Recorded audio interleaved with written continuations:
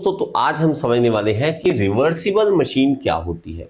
देखिए, पहले डेफिनेशन देखें, फिर हम इसको समझेंगे क्या होता है। देखिए, a machine is said to be reversible if it is capable of doing the work in reverse direction under the action of load itself when the effort is totally removed, and this action, the action of such a machine is known as reversibility of the machine. जैसे कि आपको इस image में दिख रहा होगा, इस image में आपको साफ साफ क्लियर हो रहा है क्या कि ये भाई साहब जब लोड एफर्ट लगा रहे हैं तो यहाँ पे लोड उठ रहा है, लेकिन जैसे ही अपना एफर्ट छोड़ते हैं, एफर्ट को जीरो करते हैं, तो ये लोड वापस चला जाएगा। तो ये रिवर्सिबल है मशीन। आपको क्या सर ये क्या होता है रिवर्सिबल? इससे हमें पता है ये दिख तो रहा है, और लेकिन ये बहुत ही खतरनाक फिनोमिना है। कहाँ खतरनाक है? खतरनाक ये है कि हमें पता होना चाहिए कि कौन सी मशीन रिवर्सिबल है और कौन सी मशीन इरिवर्सिबल है। आपको इरिवर्सिबल मशीन भी चाहिए होती है। कहां पे चाहिए होती है? हमें चाहिए होती है जैसे कि भाई साहब यहां पर आप स्क्रू जैक की इस्तेमाल करते हो कार उठाने के लिए, और एक बार आपने एफर्ट लगाया, लोड को उठा लिया, इसके बाद आप इसकी से नीचे बैठकर काम करो, लोड वापस नहीं जाएगा। ये है इरिवर्सिबल। क्योंकि इरिवर्सिबल समझ आ गया तो रिवर्सिबल का भी मतलब समझ आ जाएगा। इरिवर्सिबल है ये, अपने आप नहीं, ये याद रखना। हम करें तो चलो वापस तो आएगा, हम यहां से खोलेंगे वापस आ जाएगा लोड, वो अलग बात है। लेकिन अगर हम एफर्ट नहीं लगा रहे, लोड अपने आप नीचे ना आए, क्योंकि अगर नीचे आए तो भाई एक्सीडेंट है, और हो भी जाता है, गलती से अगर कुछ हो जाए तो कितना बड़ा नुकसान होता है। जो आदमी नीचे काम कर रहे हैं उनको नुकसान हो सकता है, ज्यादा चोट भी लग सकती है। ओके, तो हमारे पास क्या है, ये इरिवर्सिबल है और ये हमारे पास रिवर्सिबल मशीन है। लेकिन अब हम बात ये आती है कि कौन डिसाइड करेगा, क्योंकि मशीन बनने से पहले ही हमें पता होना चाहिए। ये बहुत डिफरेंट बात है, मैं आपको कह रहा हूं कि आपको पहले ही पता होना चाहिए कि कौन सी मशीन हमारी रिवर्सिबल है और कौन सी हमारी मशीन इरिवर्सिबल है। दोनों में डिफरेंस है। ये कहां से पता चले? तो हमें एक चीज को समझना पड़ेगा इसके लिए, क्या कि भाई साहब जब भी हम कोई भी मशीन बनाते हैं, मैं एक सिंपल सी मशीन बनाता हूं, क्या इस तरह से एक लीवर बना लेता हूं। अगर आपने मैकेनिकल एडवांटेज वेलोसिटी रेशियो समझा है मेरे से, तो आपको आसानी से ये चीज समझ आ जाएगी जो मैं यहां पे समझाना चाहता हूं। यहां पे मेरे पास मान लीजिए कि लोड पड़ा है, कोई यहां पर लोड है, मान लीजिए W कोई भी लोड पड़ा है, और दूसरी तरफ हम एफर्ट लगा रहे हैं, P एफर्ट हम यहां पर लगा रहे हैं, जो हम अपनी तरफ से ह्यूमन कोई इंसान जो है वो लगा रहा है P, और ये है W। अब हमारे पास एक चीज याद रखने वाली है, क्या कि इसमें एक होता है इनपुट और दूसरा होता है आउटपुट। एक होता है हमारे पास इनपुट जो हम लगा रहे हैं, और दूसरा होता है एफर्ट, और सॉरी दूसरा होता है आउटपुट जो यहां पे लोड है। अब मेरे पास इसमें देखें तो दो तरह की एनर्जी इस्तेमाल हो रही है। एक एनर्जी जो है आउटपुट में भी यूज हो रही, मिल रही है हमें एनर्जी। वर्क डन क्या है? एनर्जी है ना, इसको उठाना क्या है? एनर्जी इस्तेमाल हो रही है।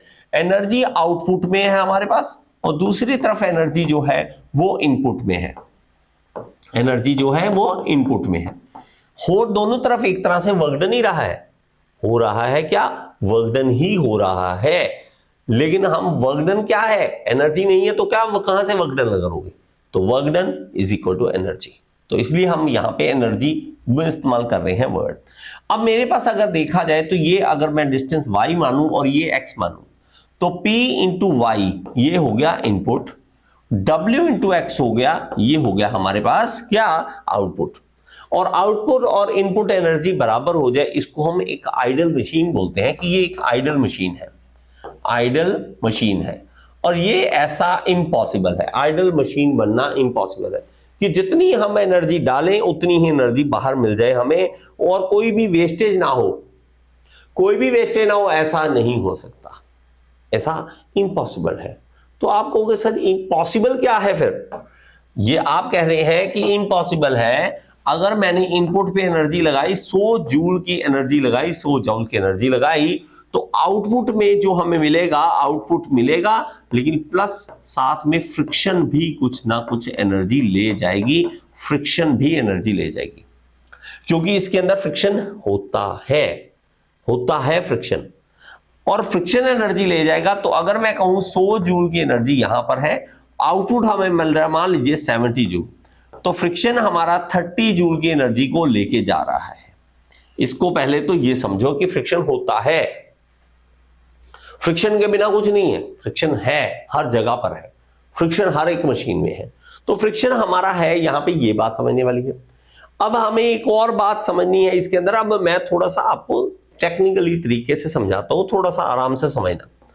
अब मेरे पास अगर देखा जाए तो यहां पे आउटपुट जो है वो है W इंटू एक्स, मैं इस तरह से लगाऊं, प्लस है मेरे पास फ्रिक्शनल रेजिस्टेंस, जितनी एनर्जी जा रही है वो है, और यहां पर है P इंटू वाई। और अगर मैं कहूं कि फ्रिक्शन में कितनी एनर्जी हमारी जा रही है, तो कैसे पता चले? सिंपल सी बात है, अगर आप देखोगे यहां पे 70 है, यहां 30 है, ये 100 है, 100 में से 70 माइनस कर दो 30 आ जाएगा, मतलब W इंटू एक्स को इधर ले जाइए, P into Y minus W into X, ये मेरा क्या बन जाएगा कि फ्रिक्शन में हमारी एनर्जी कितनी जा रही है, फ्रिक्शन में हमारी एनर्जी कितनी जा रही है। अब डिसाइड करने का समय आ गया कि रिवर्सिबल होगा या नहीं होगा, वो कैसे डिसाइड किया जाए। देखो मैं सिंपल सी आपको बात बताता हूं कि अगर मान लीजिए फ्रिक्शन कहीं पे ज्यादा हो, फ्रिक्शन ज्यादा है, आउटपुट एनर्जी जो है वो फ्रिक्शन को ओवरकम करने के लायक नहीं है, अगर वो लायक नहीं है, अगर मैं कहूं, और स्क्रीनशॉट लेना हो तो आप ले सकते हैं, इसको भी बड़े ध्यान से जो है वो ले सकते हैं, स्क्रीनशॉट ले लेंगे, नहीं तो आप अपने नोट्स बनाया करिए तो ज्यादा अच्छा है। सुनिए, अगर आप रिवर्सिबल बनाना चाहते हैं कि रिवर्सिबल बन जाए मशीन, रिवर्सिबल बन जाए, तो हमारा जो आउटपुट है वो ज्यादा होना चाहिए फ्रिक्शन की एनर्जी से, फ्रिक्शनल एनर्जी से ज्यादा होना चाहिए, कि आउटपुट वाली एनर्जी जो है फ्रिक्शन को ओवरकम करके वापस लेके जा रही है। मतलब क्या है? मतलब आउटपुट जो है W इंटू एक्स है, वो ज्यादा होना चाहिए किससे? फ्रिक्शनल वाले से। फ्रिक्शन क्या है? P into Y minus W into X, ये हमारा आउटपुट है, ये हमारा फ्रिक्शन है, ये आउटपुट है। अगर हमारा ये रहा तो ये एक क्या बन जाएगा? ये एक रिवर्सिबल मशीन बन जाएगी, ये एक रिवर्स। पहले तो बात समझो, अरे मुझे ये दिक्कत है कि बच्चों को ना समझ है नहीं। हाँ, इक्वेशन है W into X greater then efficiency greater than, अरे नहीं, बात समझना, ऐसा नहीं होता। तो हमें समझने की जरूरत है कि आउटपुट वाली एनर्जी फ्रिक्शन को ओवरकम करने के लायक है, फ्रिक्शनल एनर्जी को तोड़ के चली जाएगी और रिवर्सिबल बन जाएगी।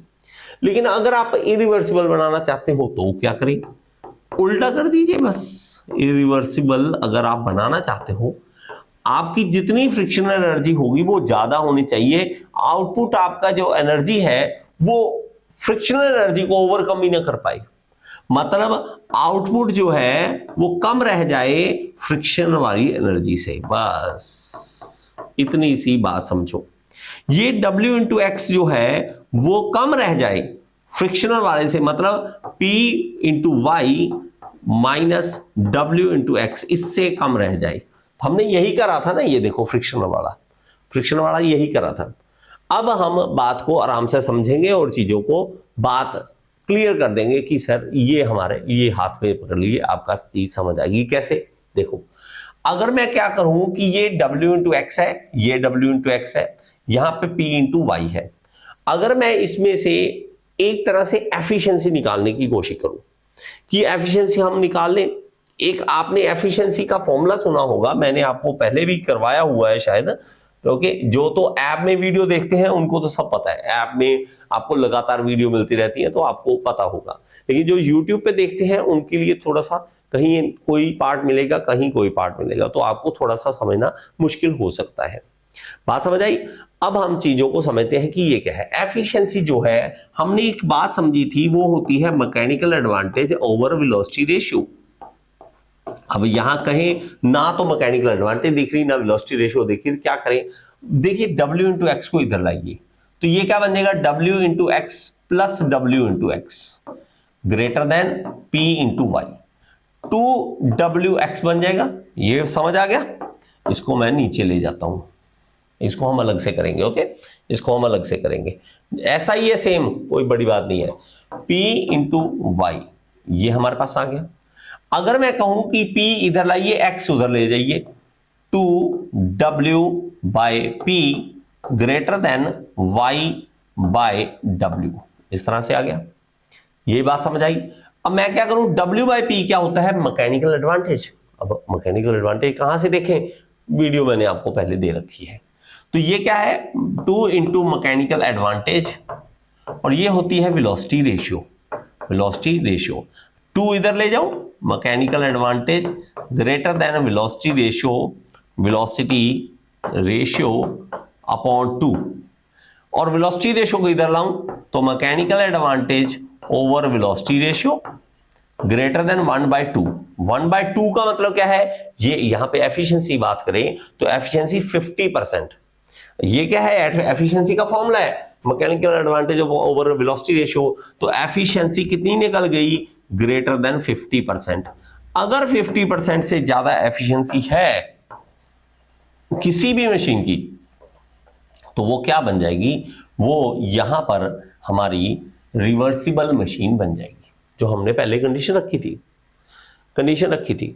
और इसी तरह हम कहें तो हमारे पास इरिवर्सिबल कैसी होगी, कॉपी पेस्ट वैसे का वैसा कर दीजिए। W इंटू एक्स इधर लाइए, W इंटू एक्स यहां less than P into y, less than, sorry यहां पे क्या है, less than P into Y, 2WX less than PY, वही सेम वही खेल खेलेंगे हम, W बाई P कर देंगे और 2 इधर ले आऊंगा, पहले ही ले आता हूं तो आपको टाइम वेस्ट नहीं होगा। Y बाई एक्स और 2 नीचे आ जाएगा यहां पर, मतलब 1/2 आ जाएगा यार, 1/2 आ जाएगा। तो मेरे पास ये आ गया मैकेनिकल एडवांटेज, ये नीचे आके वेलोसिटी रेशियो बन जाएगा, और लेस देन 1/2 मतलब एफिशिएंसी जो है वो लेस देन 50% हो, तो मेरे पास ये इरिवर्सिबल मशीन होगी या सेल्फ लॉकिंग मशीन होगी, और यही हम चाहते हैं कि सेल्फ लॉकिंग जहां पे हमें चाहिए हो जाए, नहीं तो ऊपर आके गाड़ी गिरेगी, नुकसान होगा। आई होप आपको रिवर्सिबल और इरिवर्सिबल मशीन का पता लग गया होगा। अगर पता लग गया तो लाइक का बटन जरूर दबाया करें, और सब्सक्राइब का जरूर बटन दबाएं। चैनल सब्सक्राइब करना भूल जाते हैं, बहुत सारे स्टूडेंट्स हैं जो चैनल सब्सक्राइब नहीं करते।